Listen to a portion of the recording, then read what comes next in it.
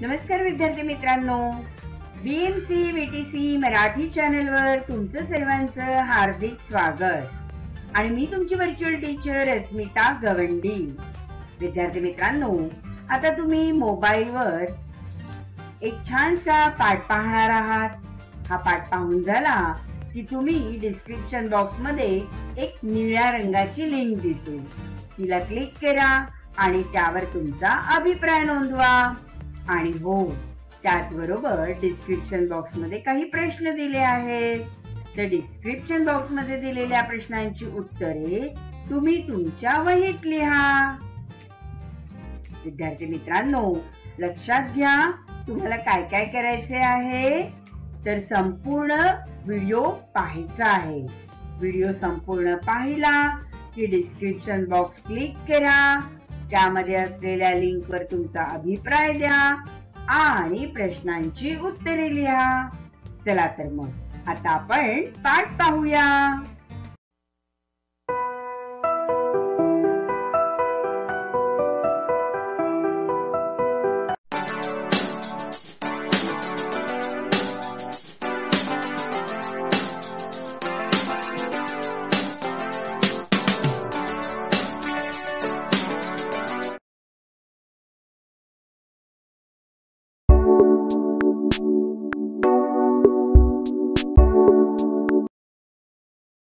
नमस्कार विद्यार्थी मित्रांनो, बृहन्मुंबई महानगरपालिका व्हर्च्युअल ट्रेनिंग सेंटर मध्ये आपलं सर्वांचं हार्दिक स्वागत।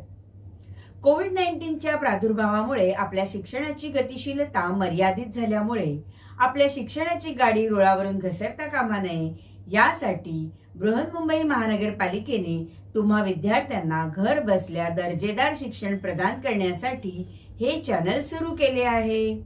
बालमित्रांनो, मी तुमची व्हर्च्युअल टीचर अस्मिता गवंडी आज तुमच्यासाठी घेऊन आले एक छानसा पाठ।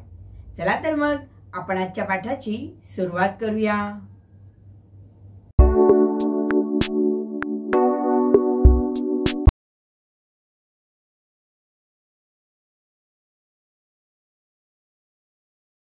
इतिहास लेखन भारतीय परंपरा भाग 2।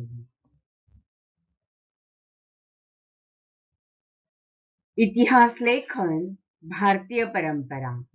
क्षमता विधाने। इतिहास लेखनाची परंपरा स्पष्ट करणे। इतिहास लेखनाचे शास्त्र विकसित होण्यात अनेक पाश्चात्य विचारवंतांचा हातभार लागला हे जाणून घेणे।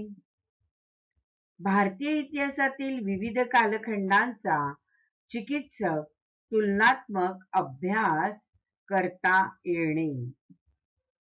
भारतात तसेच जगात झालेल्या ऐतिहासिक संशोधनाची माहिती मिळवता येणे। इतिहास हा शास्त्रशुद्ध अभ्यास विषय आहे हे सांगता येणे। इतिहास लेखन भारतीय परंपरा 2.1 भारतीय इतिहास लेखनाची वाटचाल। 2.2 भारतीय इतिहास लेखन तात्विक प्रणाली। विद्यार्थी मित्रांनो, इतिहास लेखन भारतीय परंपरा भाग 1 मध्ये आपण 2.1 भारतीय इतिहास लेखनाची वाटचाल यामध्ये भारतीय इतिहास लेखनाच्या परंपरेबद्दल माहिती घेतली आणि त्यात प्राचीन काळातील व मध्ययुगीन काळातील इतिहास लेखन याबद्दल अभ्यास केला आहे। आजच्या भागात म्हणजे इतिहास लेखन भारतीय परंपरा भाग 2 मध्ये आपण भारतीय इतिहास लेखन विविध तात्विक प्रणालींचा अभ्यास करणार आहोत। चला तर विद्यार्थी मित्रांनो, आता आपण अभ्यासूया भारतीय इतिहास लेख विविध तात्विक प्रणाली। यामध्ये आपण अभ्यास करणार आहोत वसाहतवादी इतिहास लेखन, प्राच्यवादी इतिहास लेखन, स्वातंत्र्योत्तर काळातील इतिहास लेखन, राष्ट्रवादी इतिहास लेखन, वंचितांचा इतिहास, मार्क्सवादी इतिहास आणि स्त्रीवादी इतिहास या सर्व भारतीय इतिहास लेखनाच्या विविध तात्विक प्रणालींचा अभ्यास आता आपण करूयात. ब्रिटिशांचे वसाहतवादी धोरण.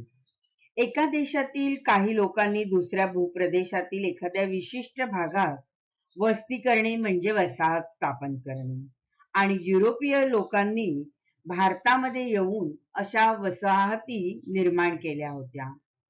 स्वतःच्या लष्करी आणि आर्थिक बळावरती त्यांनी भारतीय भूप्रदेश व्यापून टाकला होता आणि मग त्या ठिकाणी आपले राजकीय वर्चस्व प्रस्थापित केले आणि यालाच म्हणतात वसाहतवाद. आता या वसाहतवादी लोकांचे म्हणजे त्यावेळेला काय इतिहास लेखन केलं ते आपण आता पाहूया. वसाहतवादी इतिहास लेखन. भारतीय इतिहासाचा अभ्यास आणि लेखन करणाऱ्या सुरुवातीच्या इतिहासकारांमध्ये प्रामुख्याने ब्रिटिश अधिकारी तसेच ख्रिश्चन धर्मप्रसारकांचा अंतर्भाव होता. भारतीय संस्कृती गौण दर्जाची आहे या पूर्वग्रहाचे प्रतिबिंब त्यांच्यामधील काहींच्या लेखनात स्पष्टपणे उमटलेले दिसते. वसाहतवादी ब्रिटिश सत्तेच्या समर्थनासाठी त्यांच्या इतिहास लेखनाचाही वापर केला गेला. वसाहतवादी इतिहास लेखनाचे ठळक उदाहरण जर आपल्याला पाहायचे झाले तर ते म्हणजे 1922 ते 1937च्या दरम्यान प्रसिद्ध झालेले केम्ब्रिज हिस्ट्री ऑफ इंडिया या ग्रंथाचे 5 खंड हे वसाहतवादी इतिहास लेखनाचे ठळक उदाहरण आहे. प्राच्यवादी इतिहास लेखन. पूर्वेकडील संस्कृती आणि तेथील देश याबाबत युरोपीय इतिहासकारांनी लेखन केले त्यांना प्राच्यवादी इतिहास लेखन असे म्हणतात. युरोपमधील अभ्यासकांमध्ये पूर्वेकडील संस्कृती आणि देश यांच्याबद्दल कुतूहल जागृत झालेले होते. त्यांच्याबद्दल आदर, कौतुक असे असलेले काही अभ्यासक त्यांच्यामध्ये होते. त्यांना प्राच्यवादी म्हटले जाते. प्राच्यवादी अभ्यासकांनी संस्कृत आणि युरोपीय भाषांमध्ये साधर्म्याचा अभ्यास केला. वैदिक वाङ्मय आणि संस्कृत साहित्याचा अभ्यास करण्यावर प्राच्यवादी विद्वानांचा भर होता.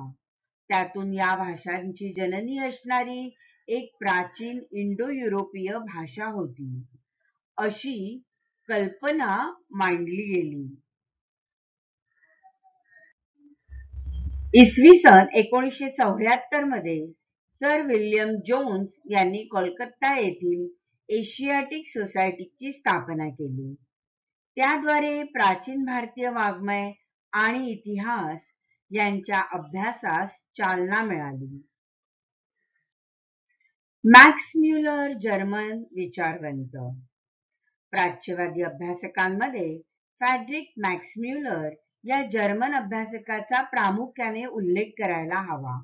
त्याच्या दृष्टीने संस्कृत भाषा ही इंडो युरोपीय भाषा गटातील अति प्राचीन शाखा होती. संस्कृत साहित्यात त्याला विशेष रस होता. त्याने हितोपदेश या संस्कृत ग्रंथाचा जर्मन भाषेत अनुवाद केला.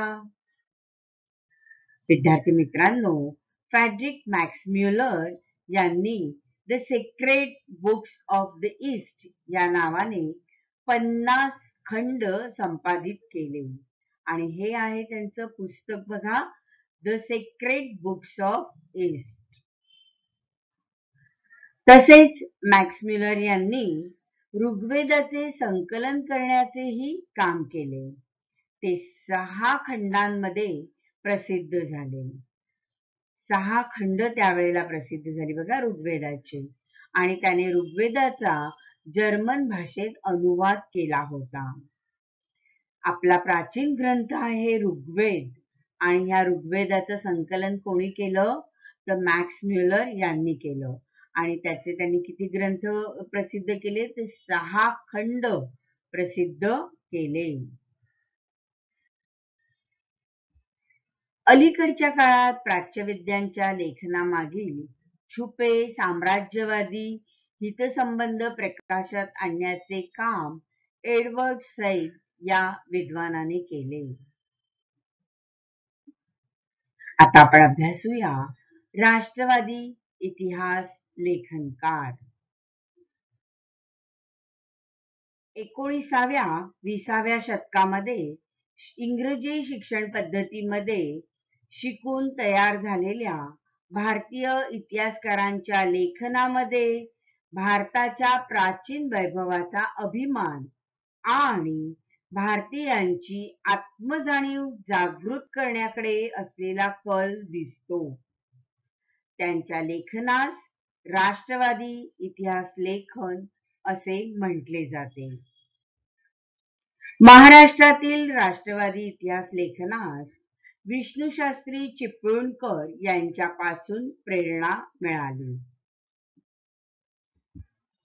ब्रिटिश अधिकाऱ्यांनी लिहिलेल्या प्राचीन भारताच्या पूर्वग्रह दूषित इतिहासाला त्यांनी विरोध केला. अशा प्रकारे राष्ट्रवादी लेखन करणाऱ्या इतिहासकारांनी भारताच्या इतिहासातील सुवर्णकाळ शोधण्याचा प्रयत्न केला.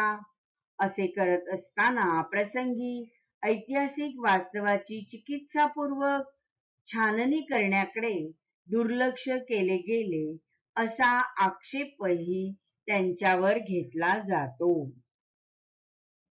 विद्यार्थी मित्रांनो, राष्ट्रवादी इतिहासकार जे होऊन गेले त्यामध्ये मुख्य नाव होतं विष्णुशास्त्री चिपळूणकर यांचं. त्याचबरोबर विश्वनाथ काशीनाथ राजवाडे, न्यायमूर्ती महादेव गोविंद रानडे,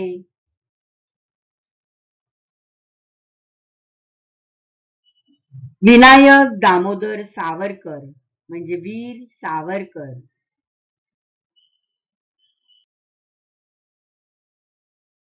रामकृष्ण गोपाळ भांडारकर, राजेंद्रलाल मिश्र, रमेशचंद्र मुजुमदार, काशीप्रसाद जयस्वाल, राधाकुमुद मुखर्जी, भगवानलाल इंद्रजी, वासुदेव कृष्ण मिराशी, आनंद सदाशिव आळतेकर ही काही राष्ट्रवादी इतिहासकारांची नावे उदाहरण दाखल देता येतील. विद्यार्थी मित्रांनो, माहित आहे का तुम्हाला the rise of the Maratha power या ग्रंथात न्यायमूर्ती महादेव गोविंद रानडे यांनी मराठा सत्तेच्या उदयाची पार्श्वभूमी विस्ताराने मांडली. ते लिहितात, मराठी सत्तेचा उदय म्हणजे अचानक पेटलेला वणवा नसून त्याची सामाजिक, सांस्कृतिक व धार्मिक क्षेत्रातली तयारी बराच काळ महाराष्ट्रात चालू होती, हे त्यांनी प्रतिपादले. इतिहासकार म्हणून विश्वनाथ काशीनाथ राजवाडे म्हणजे विका राजवाडे हे आपल्याला परिचितच आहेत. विका राजवाडे यांनी इतिहास लेखन तर केलं, पण त्याचबरोबर भाषाशास्त्र, नंतर व्युत्पत्ती आणि व्याकरण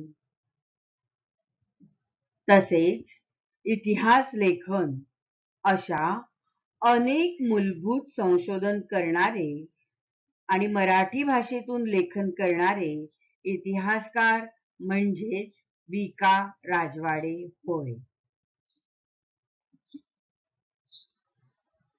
विका राजवाडे यांनी मराठ्यांच्या इतिहासाची साधने असे शीर्षक असणारे 22 खंड संपादित केले.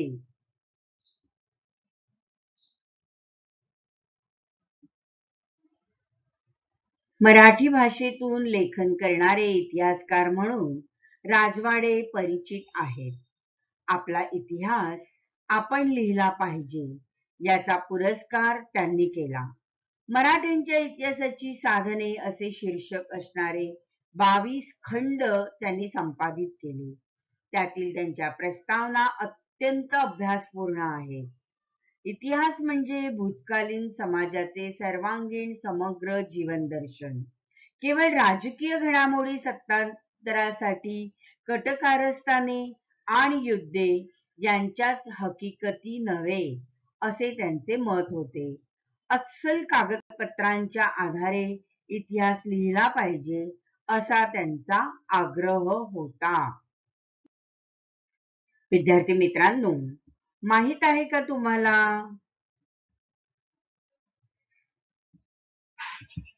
मानवी इतिहास काल व स्थळ यांनी बद्ध झालेला आहे. कोणत्याही प्रसंगाचे वर्णन द्यायचे म्हटले म्हणजे त्या प्रसंगाचा परिष्कार विशिष्ट कालावर व विशिष्ट स्थलावर पसरवून दाखवला पाहिजे. काल, स्थळ व व्यक्ती या त्रयींची जी सांगड, तिलाच प्रसंग वा ऐतिहासिक प्रसंग ही संज्ञा देता येते, असे वि.का. राजवाडे यांनी मांडले आहे. भारतीयांनी ब्रिटिशांविरुद्ध दिलेल्या स्वातंत्र्य लढ्याला प्रेरणा देण्यासाठी राष्ट्रवादी इतिहास लेखनाचा उपयोग झाला. त्यामध्ये स्वातंत्र्यवीर विनायक दामोदर सावरकर यांनी लिहिलेले the Indian war of independence 1857 1857 चे स्वातंत्र्य समर या पुस्तकाचे विशेष महत्व आहे. विद्यार्थी मित्रांनो, राष्ट्रवादी इतिहास लेखनाच्या प्रभावामुळे प्रादेशिक इतिहास लिहिण्यालाही चालना मिळाली आणि दक्षिण भारताच्या भौगोलिक वैशिष्ट्यांकडे आणि इतिहासाकडे इतिहासकारांचे स्वतंत्रपणे लक्ष वेधले गेले. एकीकडे राजघराण्यांच्या इतिहासावर भर देणारे इतिहास लेखन केले जात असतानाच सांस्कृतिक, सामाजिक आणि आर्थिक इतिहासही लिहिण्यास सुरुवात झाली होती. स्वातंत्र्योत्तर काळात समाज, विज्ञान, अर्थव्यवस्था, राजकीय प्रणाली, धार्मिक विचारसरणी, सांस्कृतिक पैलू यांचा इतिहास अभ्यासनाची आवश्यकता विचारवंतांना वाटू लागली आणि याच काळातील इतिहास लेखनात प्रामुख्याने 3 नवे विचार प्रवाह आढळतात. कोणते ते 3 नवे विचार प्रवाह आहेत?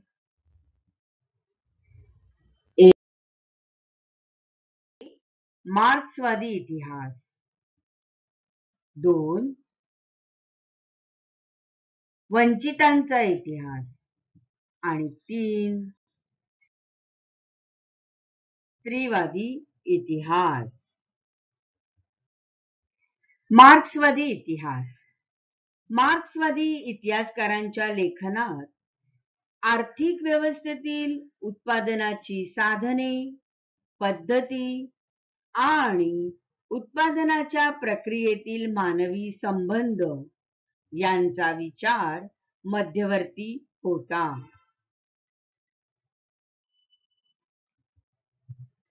प्रत्येक सामाजिक घटनेचा सर्वसामान्य लोकांवर काय परिणाम होतो याचे विश्लेषण करणे हे मार्क्सवादी इतिहास लेखनाचे महत्त्वाचे सूत्र होते. मार्क्सवादी इतिहासकारांनी जाती व्यवस्थेत होत गेलेल्या बदलांचा अभ्यास केला.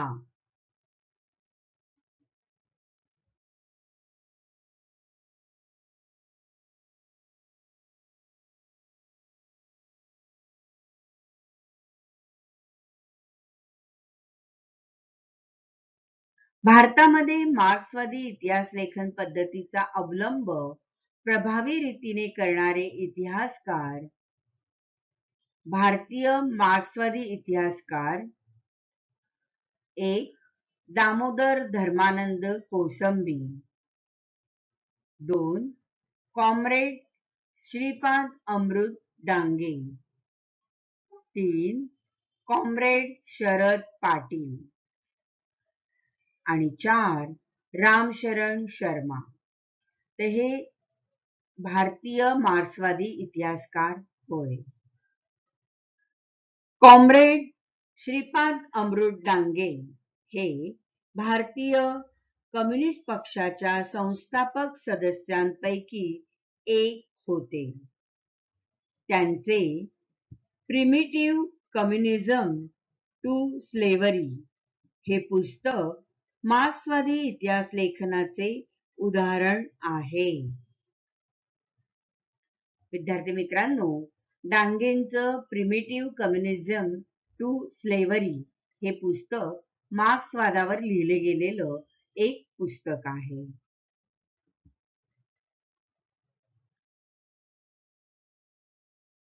वंचितांचा इतिहास. वंचितांचा म्हणजे सब ऑल्टर्न इतिहास.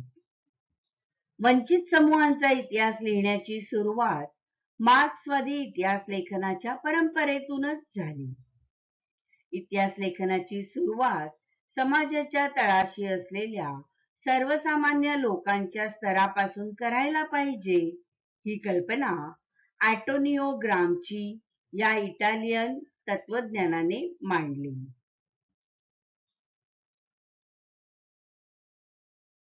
वंचितांचा म्हणजे सब ऑल्टर्न इतिहास जो आहे हा वंचितांचा इतिहास लिहिण्यासाठी लोकपरंपरा हे एक महत्वाचे साधन मानले गेले आहे. वंचितांच्या इतिहासाला एक महत्वाची विचारसरणी म्हणून स्थान मिळवून देण्याचे महत्वाचे कार्य रणजित गुहा या भारतीय इतिहासकाराने केले.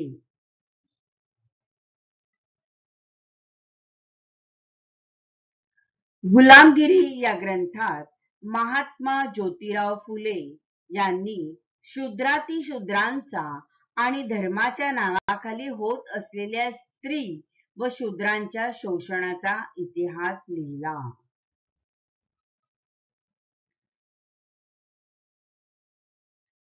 भारताच्या सांस्कृतिक आणि राजकीय घडणीत दलित वर्गाचा मोठा वाटा आहे. भारताच्या वसाहतवादी आणि राष्ट्रवादी इतिहास लेखनात त्याकडे दुर्लक्ष केले गेले आणि म्हणूनच डॉक्टर बाबासाहेब आंबेडकर यांनी ही गोष्ट केंद्रस्थानी ठेवून सतत लेखन केले. त्यांनी केलेल्या लेखनामध्ये हू वेअर द शूद्रास आणि अनटचेबल्स हे ग्रंथ वंचितांच्या इतिहासाचे उदाहरण म्हणून सांगता येतील. या ग्रंथांमध्ये त्यांनी दलितांवरील अन्याय व भारताच्या राजकीय व सांस्कृतिक जडणघडणीतील त्यांचे स्थान यावर प्रकाश टाकला आहे.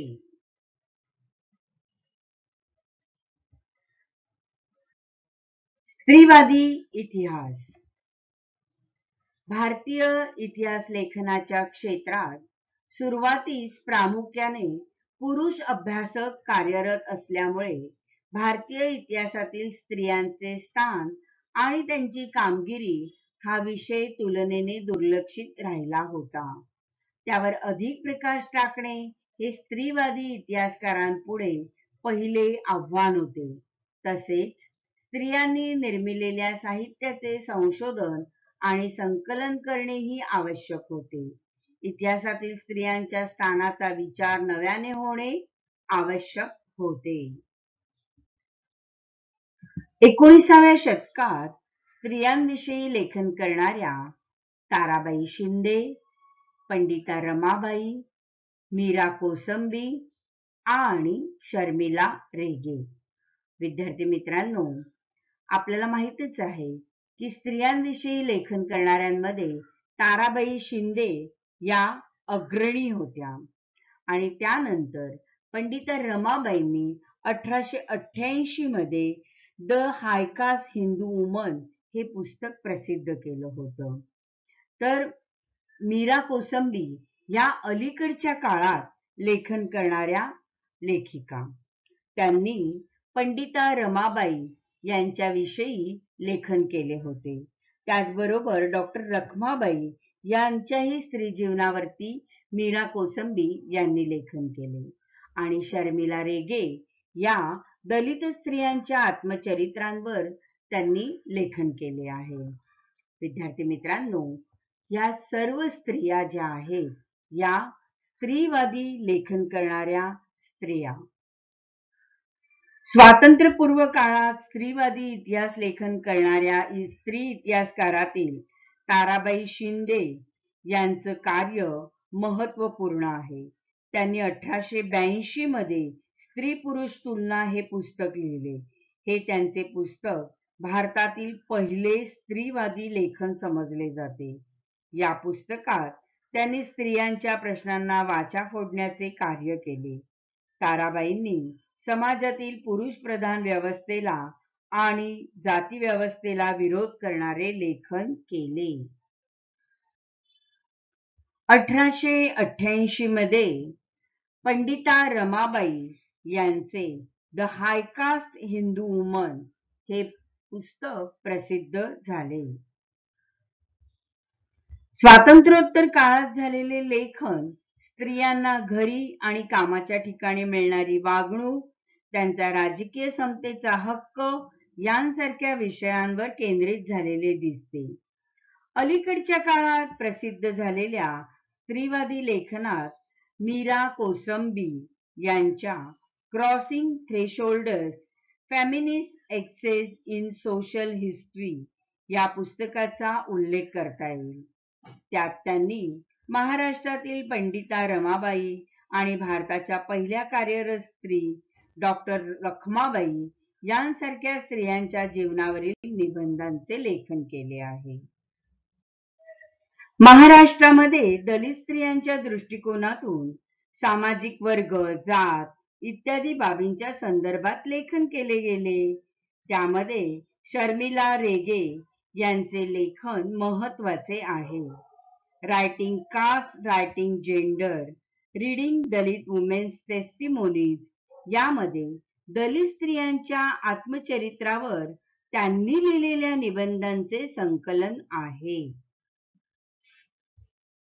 विशिष्ट विचार प्रणालीचा आश्रय न करता इतिहास लिहिणाऱ्यांमध्ये सर यदुनाथ सरकार, सुरेंद्रनाथ सेन, रियासतकार गो. स.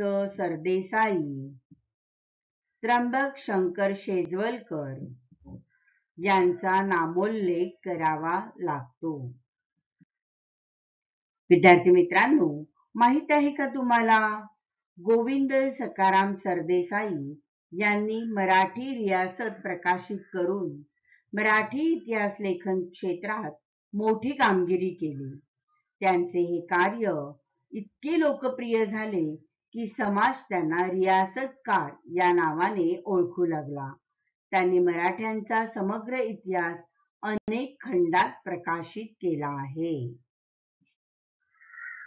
अलीकडच्या काळात यदी फडके, रामचंद्र गुहा इत्यादी संशोधकांनी आधुनिक इतिहास लेखनात महत्वाची कामगिरी बजावली आहे. भारतीय इतिहास लेखनावर भारतात उदयाला आलेल्या सामाजिक आणि राजकीय चळवळींचा प्रभाव होता. त्यांच्या बरोबरीने भारतीय इतिहास लेखनाची परंपरा स्वतंत्रपणे आणि समृद्धरित्या विकसित होत गेलेली दिसते. आता पाठ तुमचा संपूर्ण पाहून झाला की नाही, की मग तुम्ही काय करणार आहात, तर मोबाईलवरतीच पाठाच्या खाली डिस्क्रिप्शन बॉक्स दिसेल. या डिस्क्रिप्शन बॉक्समध्ये तुम्हाला निळी लिंक दिसेल. त्या निळ्या लिंकला टच करा. त्याबरोबर अभिप्राय फॉर्म तिकडे तुम्हाला उघडून येईल. मग त्या अभिप्राय फॉर्म मध्ये हा व्हिडिओ तुम्हाला कसा वाटला तुमचं मत जरूर नोंदवा. आणि हो, आणखीन एक गंमत आहे तुमच्यासाठी. डिस्क्रिप्शन बॉक्स मध्ये काही प्रश्न दिले आहेत. मग डिस्क्रिप्शन बॉक्स मध्ये दिलेल्या प्रश्नांची उत्तरं तुम्ही तुमच्या वहीत लिहा. हा आहे तुमचा घरचा अभ्यास.